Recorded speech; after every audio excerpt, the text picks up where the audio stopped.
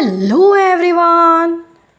तो आज हम इस वीडियो में ये देखने वाले हैं कि हमारे सिलेबस में यानी गुजरात बोर्ड के हिंदी क्लास 11th के सिलेबस में कौन कौन से चैप्टर रिड्यूस्ड हुए हैं।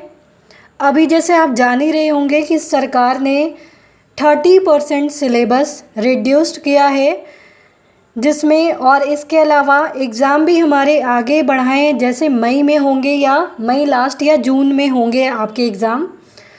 तो अब हिंदी के सिलेबस में कौन कौन से चैप्टर लिए गए हैं और कौन कौन से चैप्टर आपके नहीं आने वाले हैं, इसे हम इस वीडियो में देखेंगे ताकि आप अपने स्कोर को और ज़्यादा बढ़ा सकें।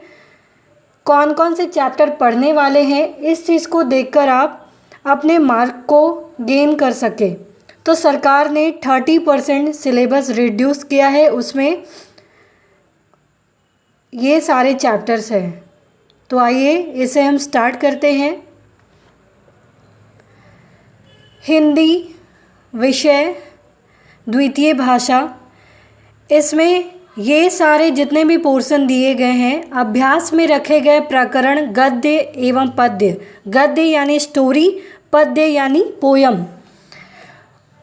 तो उसमें से कौन कौन से हैं? गद्य में से चैप्टर 2, 4, 8, 10, 12, 14, 16, 20। तो कौन कौन से चैप्टर हैं आपके गद्य में?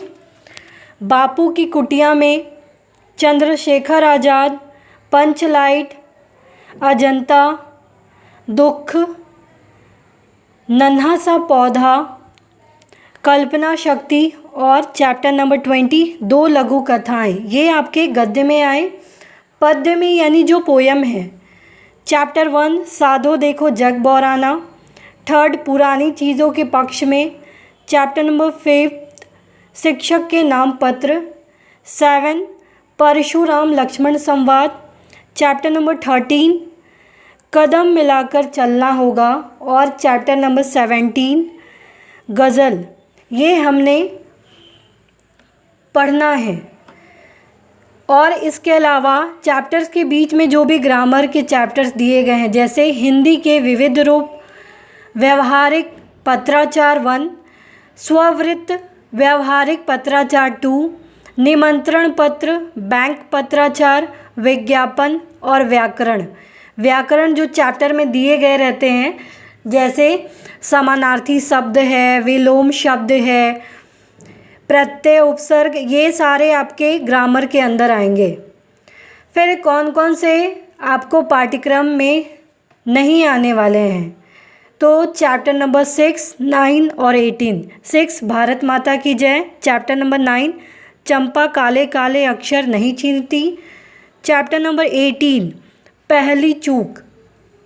उसी तरीके से पद्य में भी है 11, 15, 19। 11 नीति के दोहे, 15 बाज लोग और 19 डंका, ये सारे आपके नहीं आएंगे। उसके अलावा प्रयोजनमूलक हिंदी, इसके पृष्ठ संख्या पेज नंबर भी दी गई है। फिर है फीचर लेखन, पारिभाषिक शब्दावली, ये सारे टॉपिक आपके एग्ज़ाम में नहीं पूछे जाएंगे। इसके अलावा व्याकरण में तो सारे आने वाले हैं। लेखन कार्य, अब लेखन कार्य क्या होता है? जैसे व्याकरण तथा लेखन कार्य के सभी बिंदु समान रहेंगे, यानी सभी बिंदु पूछे जाएंगे, चाहे समानार्थी हो, विपरीतार्थी हो, विलोम हो, उपसर्ग हो, प्रत्यय हो, समास हो, ये सारे। और लेखन कार्य में क्या आएंगे? जैसे विचार विस्तार है, पत्र लेखन है, निबंध है, गद्य समीक्षा है, गद्य कॉम्प्रिहेंशन, अनसीन पैसेज पूछा जाएगा आपसे, उसका आंसर आपको बताना है। तो ये सारे पूछे जाएंगे।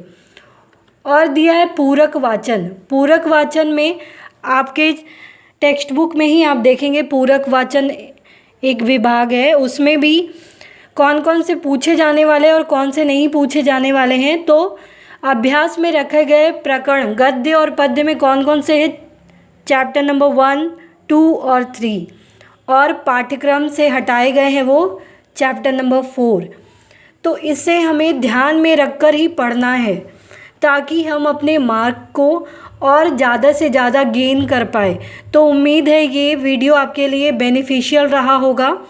तो प्लीज़ आप इसे ज़्यादा से ज़्यादा शेयर करें, और आपको समझ में ये आया तो प्लीज़ आप इसे लाइक करें, सब्सक्राइब करें एंड कमेंट करना ना भूलें। Thank you.